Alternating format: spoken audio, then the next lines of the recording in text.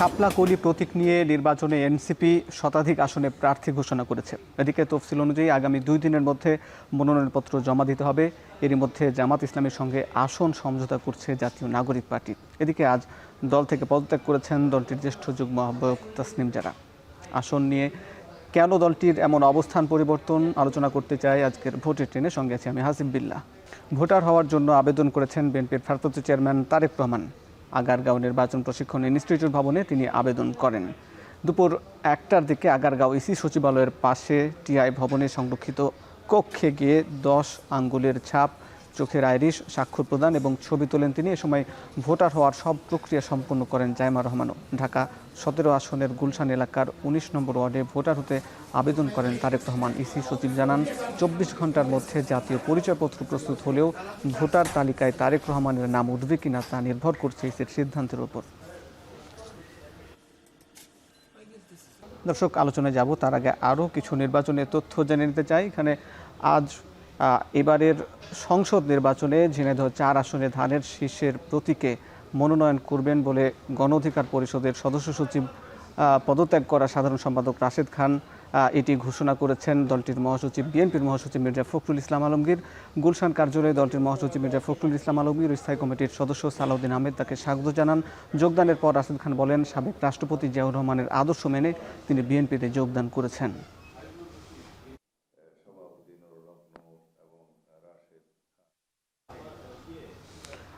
ওসমান হাদির হত্যাকারীদের বিচারের দাবিতে দ্বিতীয় দিনের মতো শাহবাগ অবরোধ করেছে বিক্ষোভকারীরা। ইনকিলাব মঞ্চের নেতৃত্বে গতকাল থেকে শাহবাগে অবস্থান নেন তারা। এই সময় দলে দলে মানুষ প্রতিবাদ সমাবেশে যোগ দেয়। কনকনে শীত রাতে উপেক্ষা করে শাহবাগে অবস্থান করেন আন্দোলনকারীরা। তারেক রহমান হাদির কবর জিয়ারতের জন্য দুপুর 1টায় শাহবাগ ছেড়ে দিয়ে আজিজ সুপার মার্কেটের কাছে অবস্থান নেন তারা। এরপর বেলা 1টার দিকে ফের শাহবাগ অবরোধ করে ইনকিলাব মঞ্চ। এই সময় খুনিদের গ্রেপ্তার নিয়ে কোনো অগ্রগতি না হওয়ায় তীব্র ক্ষোভ প্রকাশ করেন আন্দোলনকারীরা। হাদি হত্যার বিচার নিয়ে সুনির্দিষ্ট কোনো জবাব না পাওয়া পর্যন্ত আন্দোলন চালিয়ে যাওয়ার হুঁশিয়ারি দেন তারা। RICL TMX, যুগের পর যুগ স্থাপনা থাকে মজবুত। VRM প্রযুক্তির RICL TMX। দর্শক, আমাদের আজকের আলোচনার বিষয় মিত্রের খোঁজ, আর এই নিয়ে আলোচনার জন্য ঢাকা বিশ্ববিদ্যালয় থেকে ভার্চুয়ালি যুক্ত হয়েছেন ঢাকা বিশ্ববিদ্যালয়ের অধ্যাপক ডক্টর সাব্বির আহমেদ। স্যার, আপনাকে স্বাগত জানাচ্ছি। আপনার কাছে জানতে চাই যে এই রাজনীতির মাঠে আমরা বেশ কিছু পরিবর্তন দেখছি সম্প্রতি। ছোট রাজনৈতিক দলগুলো বড় রাজনৈতিক দলের সঙ্গে জোট বাঁধছে। এক্ষেত্রে দেখা যাচ্ছে নির্বাচনের যে মনোনয়নপত্র জমা দেওয়ার শেষ দিকে এসে এনসিপি জামাতের সঙ্গে যোগ দিল। এই ব্যাপারটাকে কিভাবে দেখছেন, এনসিপির এই অবস্থান পরিবর্তনকে? আপনাকে ধন্যবাদ। বেশ কিছুটা সময় ধরেই আমরা শুনছিলাম যে এনসিপির সাথে বিএনপির একটি রাজনৈতিক সমঝোতার চেষ্টা চলছিল। সম্ভবত সেই চেষ্টাটি ব্যর্থ হওয়ার পরে এনসিপি জামাতের দিকে ঝুঁকেছে, যে কারণে আমরা দেখলাম যে জামাতের সাথে তাদের একটা সমঝোতা হয়েছে, আসন সমঝোতা হয়েছে। এবং এটা মানে সেটাই মানে আকাঙ্ক্ষিত ছিল যে বিএনপির সাথে যদি সমঝোতা না হয় তাহলে এনসিপির সাথে জামাতেরই একটা সমঝোতা হবে। কিন্তু এখানে একটা জিনিস আমাদের মনে রাখতে হবে যে আইডিওলজিক্যাল জায়গা থেকে কিন্তু জামাত এবং এনসিপি দুটি মানে একই মেরুর দল কিন্তু নয়। এবং আমার কাছে এনসিপিকে মনে হয় একটা লিবারেল ডেমোক্রেটিক ঘরানার, জামাত হচ্ছে একটা ইসলামী দল। তো আলটিমেটলি এই যে সমঝোতা, সেটা নির্বাচনের পরে কি হবে সেটা নির্বাচনের ফলাফলের উপরে নির্ভর করবে। তবে আমি মনে করি যে এটা মানে অতীতের মতোই একটা নির্বাচনের আগে ছোট দলগুলোর সাথে বড় দলগুলোর একটা জোট হয় এবং সেই জোটের ধারাবাহিকতা এবারও আমরা লক্ষ্য করলাম। কিন্তু আমার প্রশ্ন মানে হচ্ছে স্যার, আমি জানতে চাই যে আপনি বলছেন যে এনসিপির এক পলিসি লক্ষ্য নিয়ে তারা কাজ করে, তাদের লক্ষ্য নতুন রাজনৈতিক বন্দোবস্ত, তারা গণ অভ্যুত্থানের প্রধান স্টেক বলা যায়, তারা নেতৃত্ব দিয়েছিল। সেই জায়গা থেকে পুরনো রাজনৈতিক দলের সঙ্গে আবার তাদের এই জোটবদ্ধ হওয়াটা, এইটা কি এনসিপির রাজনীতির জন্য ভবিষ্যতে কোনো দুঃসংবাদ কিনা? দেখুন, এনসিপির বহু আগেই, আমি দীর্ঘকালীন একটা লম্বা সময় আগ থেকে এনসিপি কিন্তু যে রাজনৈতিক লক্ষ্য নিয়ে মাঠের রাজনীতিতে নেমেছিল সেই জায়গা থেকে তারা সরে আসে। সুতরাং এইটা আমার কাছে কোনো বড় ধরনের বিচ্যুতি মনে হয় না। এখন আমার কাছে যেটা মনে হয় যে এনসিপিকে ঠিক আমি ভিন্ন কোনো রাজনৈতিক ধারার দল হিসেবে ভাবছি না, বরং সনাতন যে দলগুলো সেই দলের মতোই এনসিপির রাজনৈতিক আচরণও সেরকমই হবে।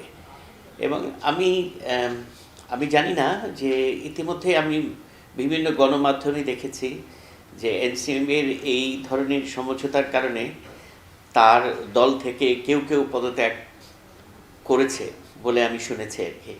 তো এটা হয়তো এই জামাতের সাথে যে সমঝোতা, এই সমঝোতার কারণে কেউ কেউ হয়তো এই দল থেকে বেরিয়েও যেতে পারে। কারণ হলো এনসিপি তো শুরু থেকে একটা বিভিন্ন মতাদর্শের লোকজনের মিলিত একটা প্ল্যাটফর্ম ছিল। এখানে বাম ঘরানার কিছু ছেলেপেলে ছিল যারা উদারপন্থী প্রো ইসলামিক বহু ঘরানার লোকজন এখানে থাকার ফলে, সুতরাং এই ধরনের সমঝোতা নিয়ে একটা দলের মধ্যে অস্থিরতাও তৈরি হতে পারে। জি স্যার, আমি একটু ছোট করে আপনার কাছে জানতে যাব, খুব ছোট করে, যে এনসিপি তাহলে তার সক্রিয়তা হারালো জামাতের সঙ্গে জোট করে, তারা কি অন্য কোনো বা বিএনপির সঙ্গে জোট করতে পারতো না?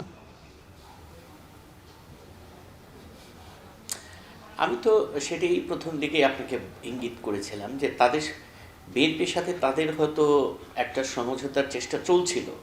হয়তো এনসিপির দাবি দেওয়াটা বেশি ছিল, যে কারণে হয়তো বিএনপি মানতে পারে নাই, এটা আমি অনুমান করছি আর কি, যে কারণে তারা জামাতের সাথে জোটে আসলো। এখন যে কথাটা আপনি বলেছেন যে এনসিপি তার যে রাজনৈতিক চরিত্র সেটা হারালো কিনা, অনেকটাই, আমি মনে করি অনেকটাই। সেটা শুধু যে জামাতের সাথে জোট করার কারণেই হারিয়েছে তা নয়, এনসিপি তার কর্মকাণ্ডের মধ্য দিয়েও তার যে নতুন রাজনৈতিক বন্দোবস্ত গড়ে তোলার যে স্বপ্ন, সেই স্বপ্নের জায়গাতে অনেক দূরে চলে গেছেই বলে আমার মনে হয়। জি, আপনাকে অনেক ধন্যবাদ, আপনি যুক্ত ছিলেন ঢাকা বিশ্ববিদ্যালয় থেকে। দর্শক, এই পর্যায়ে নিচ্ছে একটা বিরতি, ফিরছে একটু পরেই।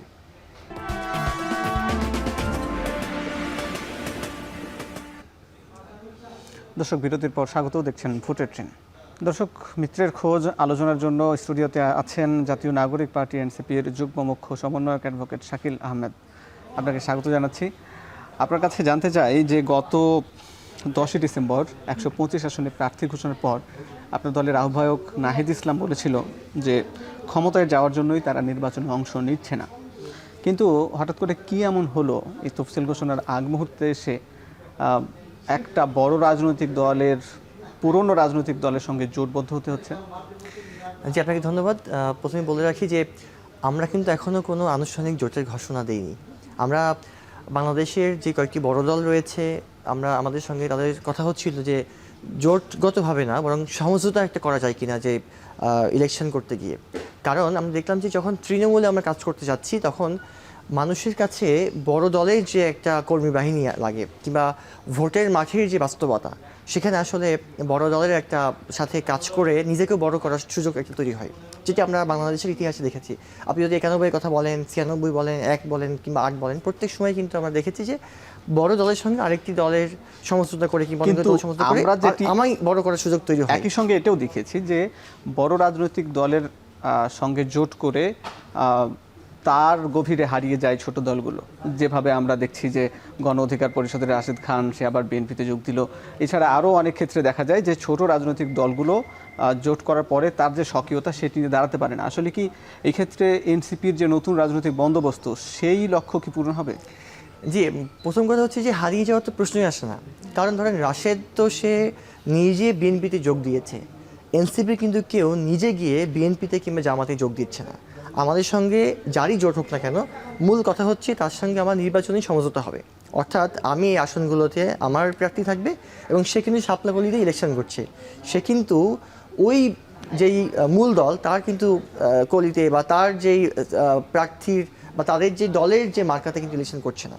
তো যার ফলে আমার শাপলাকলিটা পুরো বাংলাদেশে যেভাবে প্রমোশন হচ্ছে, পাশাপাশি আমাদের নির্বাচনের কারণে আমি যদি আজকে 10টা 20টা কিংবা 30টা যদি এমপি হয় আমার দলে, তাতে পুরো বাংলাদেশে আমাদের ক্ষমতার বা আমাদের যে একটা শক্ত রাজনৈতিক জায়গা তৈরি হবে এবং তার মাধ্যমে পুরো বাংলাদেশের পরবর্তী যে ইলেকশনগুলো হবে স্থানীয় নির্বাচনে, সেখানে কিন্তু এনসিপির একটা চমৎকার ফিল্ড তৈরি হবে এবং যার মাধ্যমে পুরো বাংলাদেশের কর্মী বা আমাদের কর্মী তৈরি করা থেকে শুরু করে সারা দেশের মানুষের মধ্যে এনসিপি একটা রক ফিল্ড তৈরি হবে। এটি আপনি বলছেন, এটি হয়তো হতে পারে, কিন্তু একই সঙ্গে জামাতের যে লক্ষ্য উদ্দেশ্য, জামাত ধর্মভিত্তিক রাজনৈতিক দল, তাদের লক্ষ্য উদ্দেশ্য এবং এনসিপির লক্ষ্য উদ্দেশ্য অভ্যুত্থান পরবর্তী সময়ে সেটির যেহেতু ভিন্ন রয়েছে, তাহলে সেক্ষেত্রে এনসিপি কোন ধারার রাজনীতি করবে?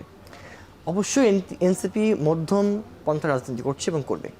জামাতের সাথে আমাদের কিন্তু আদর্শের মিল নেই, বা জামাতের সঙ্গে আমার আদর্শিক কোনো সমঝোতা কিংবা জোট হচ্ছে না। জামাতের সঙ্গে আমাদের যদি জোটটা হওয়ার কথা হচ্ছে, সেটা হবে মূলত রাজনৈতিকভাবে পলিটিক্যালি যাচ্ছি আমরা নির্বাচনী সমঝোতা করতে। কিন্তু নির্বাচনের বিএনপির সাথে সঙ্গে গিয়ে। কেন আপনারা জোট করলেন না? দেখুন, বিএনপির সাথে কিন্তু আমাদের অনেক আলোচনা হয়েছে। আমাদের কিন্তু জোট করার জন্য বেসিক্যালি কয়েকটি শর্ত ছিল। এক ছিল তাকে অবশ্যই জুলাই সনদ বাস্তবায়ন করতে হবে। দ্বিতীয় ছিল তাকে অবশ্যই জুলাই গণঅভ্যুত্থানকে আফল করা নিয়ে কাজ করতে হবে।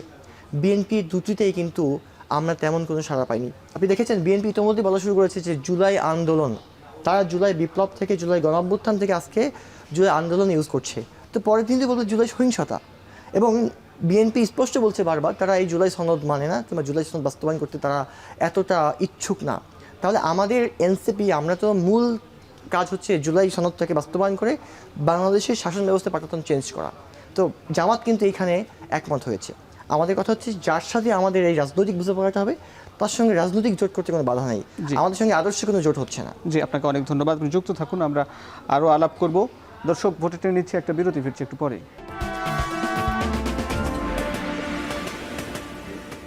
দর্শক, বিরতির পর স্বাগত, দেখছেন ভোটের ট্রেন। দর্শক, আজ আলোচনা করছি এনসিপির মিত্রর খোঁজ নিয়ে। আলোচনার জন্য স্টুডিওতে আছেন এনসিপির যুগ্ম মুখ্য সমন্বয়ক অ্যাডভোকেট শাকিল আহমেদ।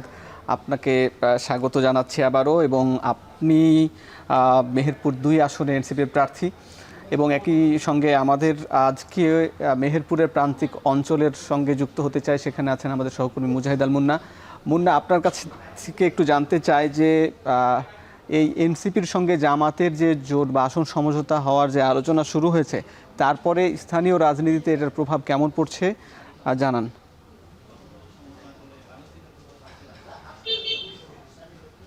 হাসিব, আপনাকে জানিয়ে রাখি, আসন্ন যে জাতীয় সংসদ নির্বাচন, সেটি আগে কিন্তু সারা দেশেই জোট গঠন নিয়ে রাজনৈতিক দলগুলো কিন্তু বেশ তৎপর। আমরা ইতিমধ্যে কিন্তু 2টা দৃশ্যমান রাজনৈতিক জোট আমরা দেখতে পেয়েছি। যদিও রাজনৈতিক দলগুলো বলছে এটা আসলে জোট না, বরং আসন সমঝোতা। তো এ নিয়ে আসলে তৃণমূল যারা রাজনৈতিক নেতৃবৃন্দ, তারা কিন্তু এটা নিয়ে বেশ চিন্তিত এবং তাদের আসলে করণীয় কি, এ নিয়েও তারা কিন্তু বেশ এর মধ্যে পড়ে যাচ্ছে। তো এ নিয়ে আমি মেহেরপুরের যারা তৃণমূলের রাজনৈতিক নেতৃবৃন্দ, তাদের সাথে আমি কথা বলবো। আমি প্রথমেই যেতে চাই মেহেরপুর পৌর বিএনপির সাবেক সাধারণ সম্পাদক আনারুল হক কালু। আসলে আপনার কাছে প্রশ্ন, বর্তমান যে বাস্তবতা, সেই বাস্তবতায় কিন্তু বিএনপি দেশের সবচেয়ে বড় রাজনৈতিক দল। তো সেই ক্ষেত্রে বিএনপি নির্বাচনকে সামনে নিয়ে কিন্তু রাজনৈতিক যে জোট, সেটা গঠনের বেশ তৎপর। যদিও বিএনপি এটাকে আসলে আসন সমঝোতা বলছে। তো আসলে আমাদের যে নতুন যে রাজনৈতিক দল এনসিপির সাথে কিন্তু বিএনপির আসন সমঝোতা বা জোট নিয়ে আলোচনার কথা আমরা শুনছি। কিন্তু যদিও এখনো পর্যন্ত বিএনপির সাথে এনসিপির কোনো দৃশ্যমান জোট আমরা দেখতে পাইনি।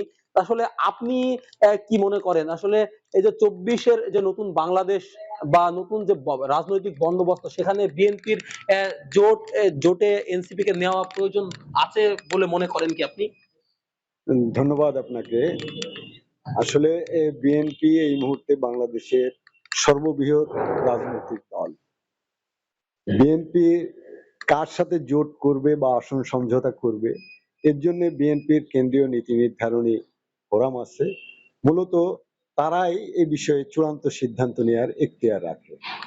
আমরা তৃণমূলের মানুষ হিসাবে আমার দায়িত্ব হলো যে আমার রাজনৈতিক সংগঠন, আমার রাজনৈতিক দল যে দিক নির্দেশনা দেবে, আমরা তারই প্রেক্ষিতে তৃণমূলে আমাদের নেতা কর্মী সহ সাধারণ মানুষের সাথে সেই বিষয়টা নিয়ে আমরা এগোনোর চেষ্টা করব। এটাই হলো আমাদের দায়িত্ব।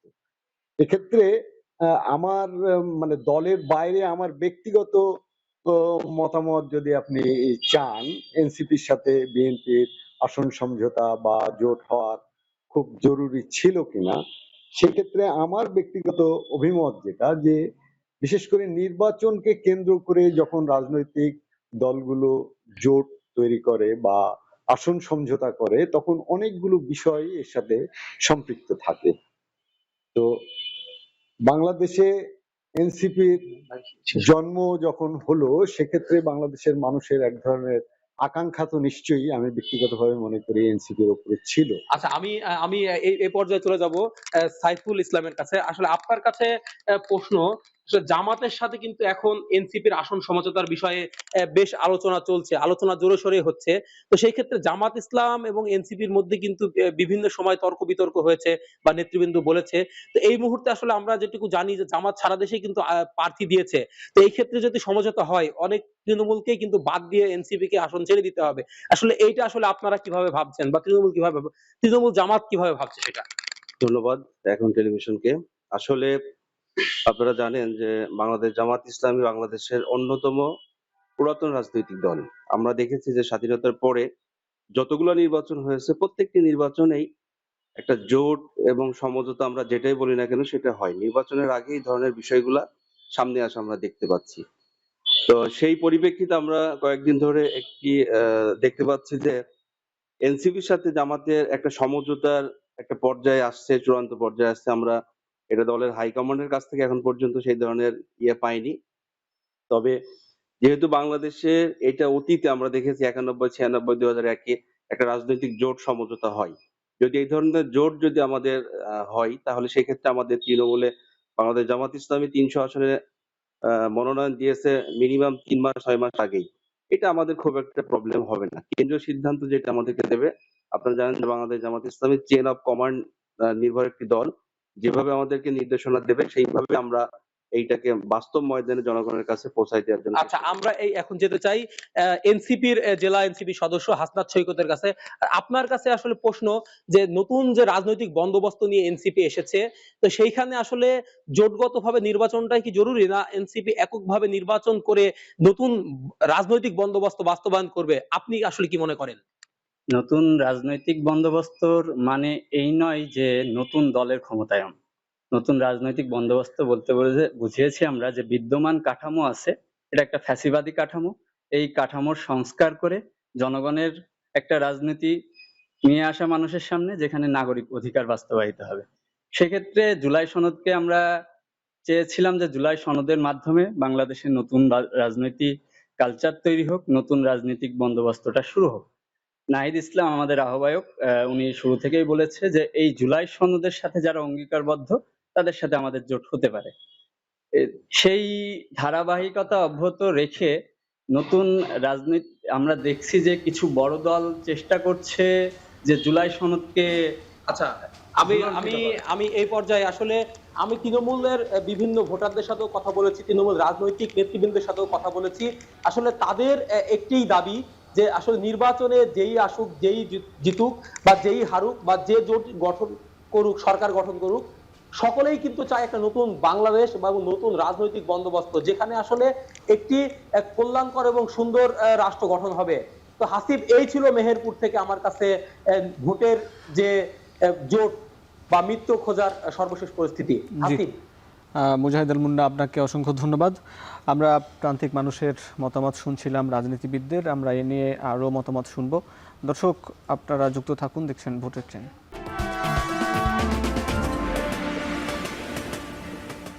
দর্শক, বিরতির পর স্বাগত, দেখছেন ভোটের ট্রেন। আজ আলোচনার জন্য স্টুডিওতে আছেন জাতীয় নাগরিক পার্টির যুগ্ম মুখ্য সমন্বয়ক অ্যাডভোকেট শাকিল আহমেদ। আপনার কাছে জানতে চাই যে যখন জোট নিয়ে আলোচনা হচ্ছে ঠিক তখন আজ কিছুক্ষণ আগে এনসিপির জ্যেষ্ঠ যুগ্ম আহ্বায়ক তাসনিম যারা পদত্যাগ করেছেন, এছাড়া 30 জন যা আমাদের সঙ্গে জোট না করার জন্য চিঠি দিয়েছেন, এই অবস্থা তৈরি হচ্ছে কেন?